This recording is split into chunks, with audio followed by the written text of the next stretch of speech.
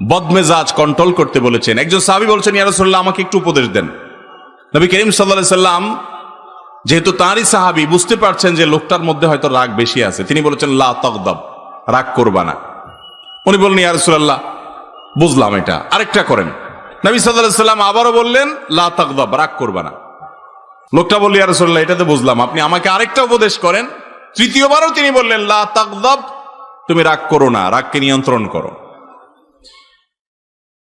বর্ণনা নবী করিম সাল্লাল্লাহু আলাইহি সাল্লাম থেকে আরো আসছে, লা তাগদাব ওয়ালাকাল জান্নাহ, রাগ করো না, জান্নাত তোমার। কত বড় একটা বিষয় চিন্তা করেন।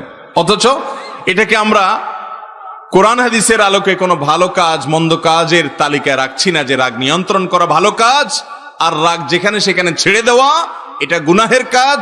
কোন কোন ক্ষেত্রে এর ফলে বড় বড় অপরাধ হতে পারে। অতএব ভাইরা আমার, রাগ নিয়ন্ত্রণ করার চেষ্টা করবো তো ইনশাআল্লাহ।